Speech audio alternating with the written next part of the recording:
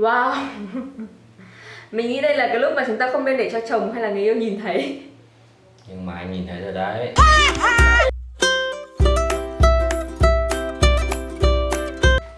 Hello các bạn, anh đã quay trở lại với các bạn trong video mới này. Sau hàng trăm clip hướng dẫn make up và rất nhiều các bạn nhắn tin cho mình để nói rằng là chị Anh ơi, tại sao chị chỉ chia sẻ những clip make up của chị mà không thấy chị chia sẻ về vấn đề dưỡng da.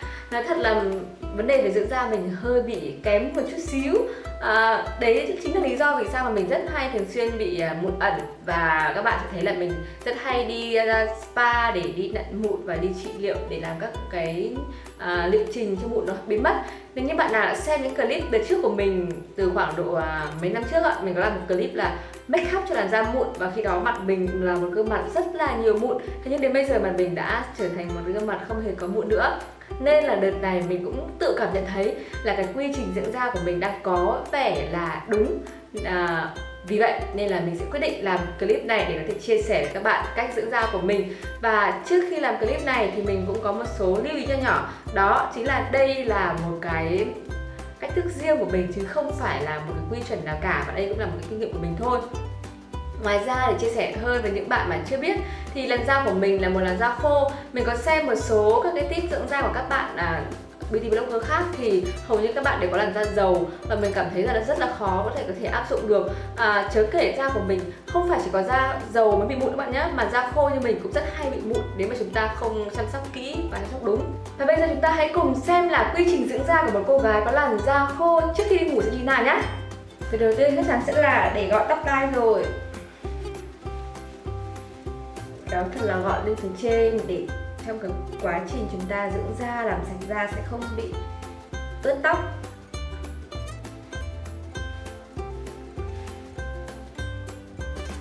Trước tiên, nếu một gương mặt đang make up như thế này thì chắc chắn là chúng ta sẽ phải làm bước tẩy trang rồi.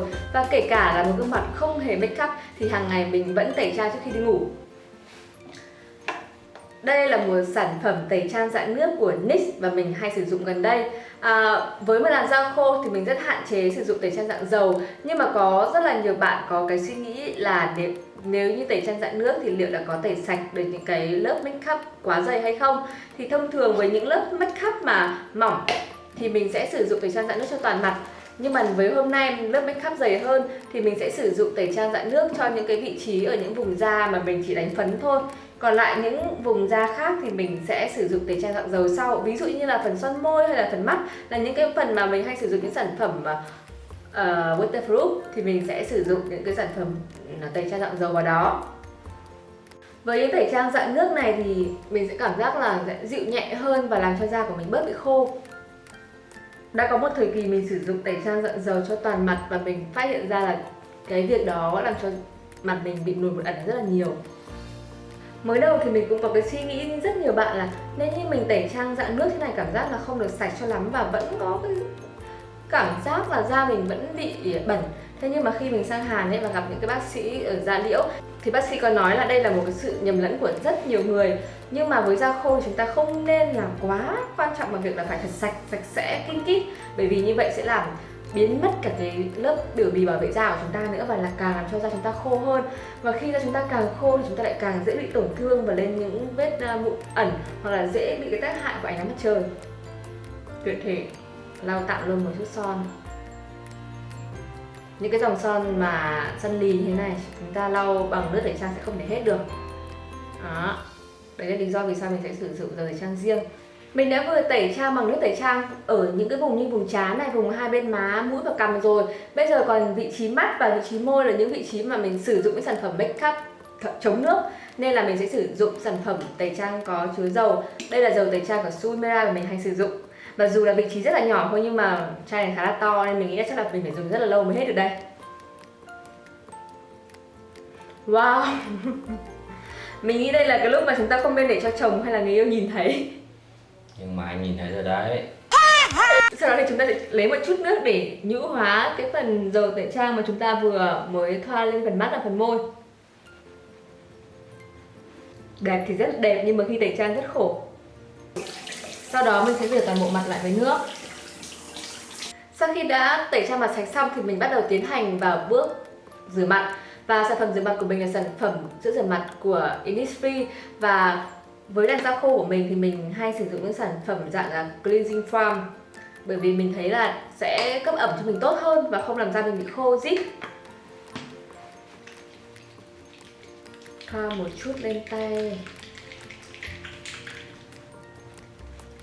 xoa đều. Có nhiều bạn bây giờ đang hay sử dụng những cái sản phẩm máy rửa mặt rất là hữu hiệu và theo như quảng cáo thì nó có cái công dụng là sẽ làm chúng ta sạch mặt sâu. Thế nhưng mà với làn da khô của mình thì khi mình ở Giang Hàn nên mình hỏi các bác sĩ da liễu thì các bác sĩ cũng có nói là với làn da khô này là da khô rất là nhạy cảm, nên là chúng ta nên sử dụng bằng ngón tay hoặc là bằng bông để có thể tẩy rửa một cách rất là nhẹ nhàng, không nên sử dụng bằng máy, nó cũng không cần phải sạch quá sâu. Thậm chí với làn da của mình thì bác sĩ cũng khuyên là chúng ta còn không nên tẩy da chết nữa cơ. Và sau khi đã làm sạch mặt thì mình có thói quen là sử dụng khăn giấy khô để làm khô đi cái gương mặt của mình. Và sau khi chúng ta đã làm khô xong thì ngay lập tức mình sẽ sử dụng xịt khoáng để cấp ẩm lại cho da ngay.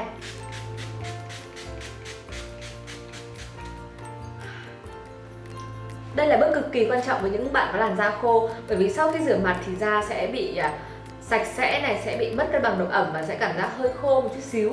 Nên là trong khoảng vài giây đầu sau khi rửa mặt và làm khô xong, chúng ta phải ngay lập tức apply xịt khoáng hoặc nước hồng vào. Những sản phẩm mình đang sử dụng thường xuyên đó là sản phẩm Cherokee.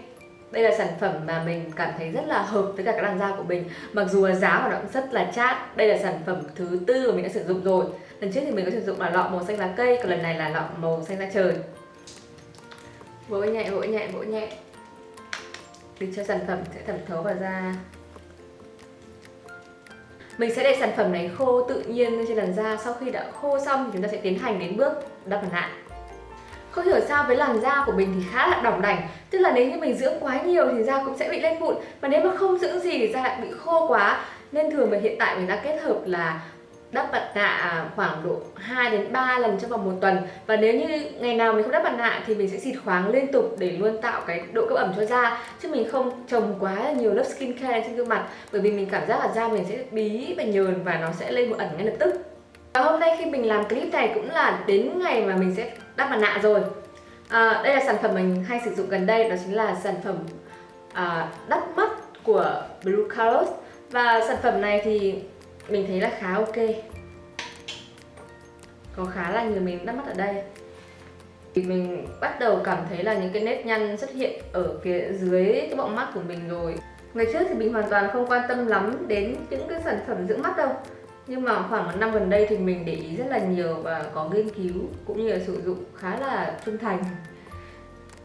Sau khi đã xử lý phần mắt xong thì mình bắt đầu đắp mặt nạ phần mặt.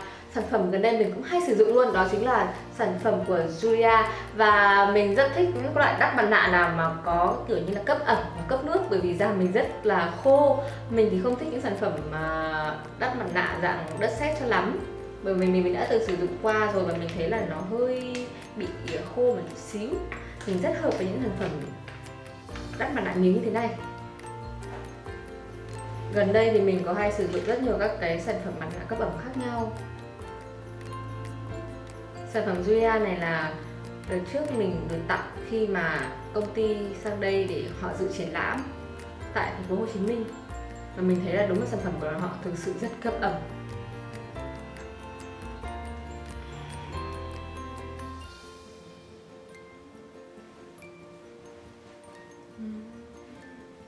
Rồi, bây giờ mình nghĩ là mình sẽ chờ khoảng 15 phút nữa và tháo mặt nạ ra nhé.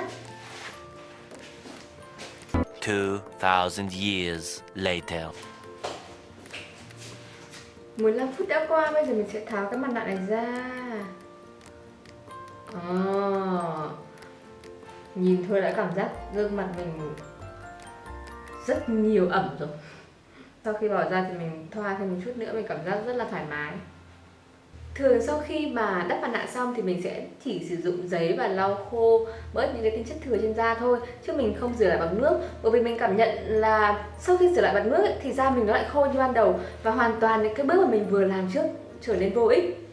Với một số bạn khác thì các bạn có thể là bôi một chút serum để cho khóa các lớp cấp ẩm này vào, hoặc là bôi một chút dưỡng da. Thế nhưng mà với làn da của mình thì mình tự nhận thấy là sau khi mình đắp mặt nạ xong thì mình chỉ cần để như vậy là đã là khá là vừa đủ và hợp lý rồi.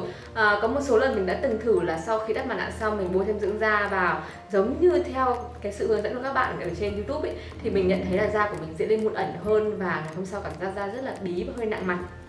Cái đó thì mình nghĩ là sẽ tùy từng làn da và chúng ta có thể căn chỉnh để phù hợp với cả mình thôi. Nhưng mà đấy là chỉ là vùng mặt thôi. Còn vùng ví dụ như là phần mắt này mình cần có sự cấp ẩm nhiều hơn nữa nên là mình vẫn sử dụng dưỡng mắt buổi đêm. Và cái sản phẩm dưỡng mắt buổi đêm mình hay sử dụng đó chính là sản phẩm của Estée Lauder.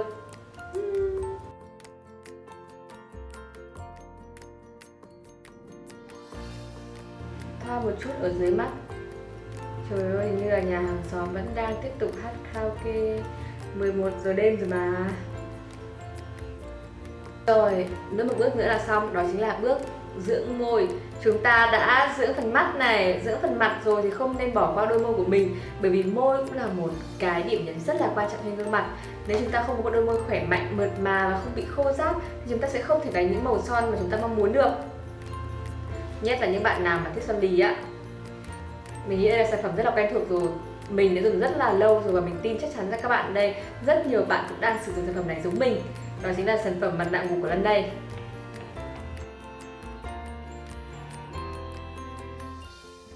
Vì đây là mặt nạ ngủ nên là mình sẽ bôi một lớp hơi dày một chút xíu, thật đẫm mà.